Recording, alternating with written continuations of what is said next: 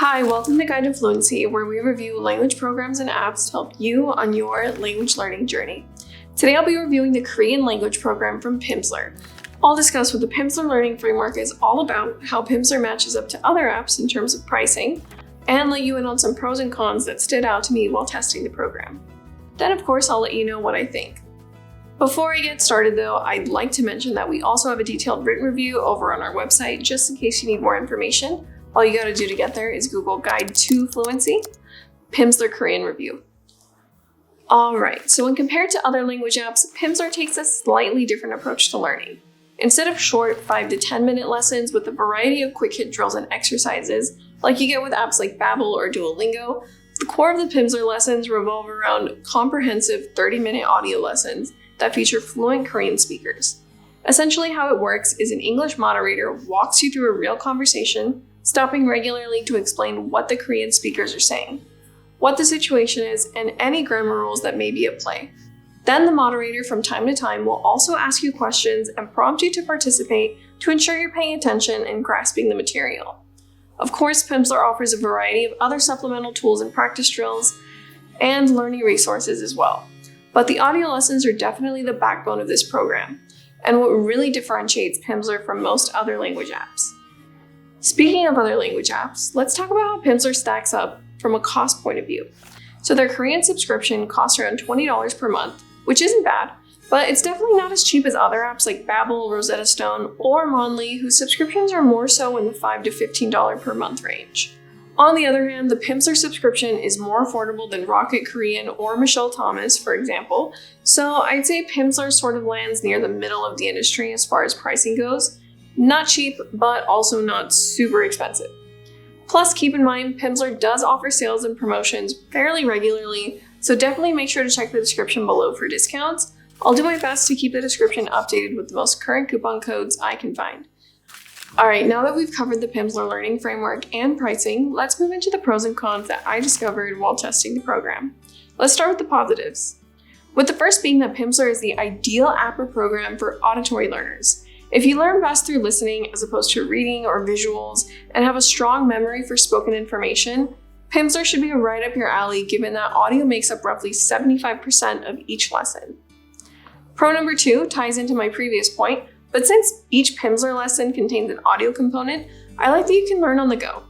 With this program, you don't have to be at your desk or stare at your phone at all times. You can put the phone in your pocket and complete an audio lesson as you're getting things done around your house like laundry or cooking. Or if you have to commute to work, Pimsleur offers a hands-free driving mode. So if you lead a busy life and you're constantly on the go, Pimsleur makes it easy for you to make progress.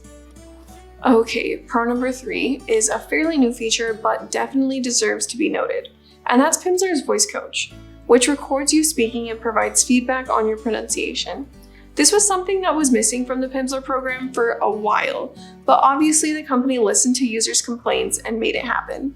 After you complete the audio portion of each lesson, you'll be prompted to complete a variety of practice drills, including verbal exercises, where you'll listen to and repeat phrases and sentences in order to improve your pronunciation. The voice coach is quick, accurate, and easy to use. Overall, I just think the fact that Pimsleur was able to incorporate verbal practice exercises into their lessons really helped round out their program. Alright, now that we've covered the pros, it's only fair we also discuss the cons. And the first, as you might imagine, is that Pimsleur isn't an ideal option for visual learners. There are no videos integrated into lessons, and even their use of graphics and images is super limited.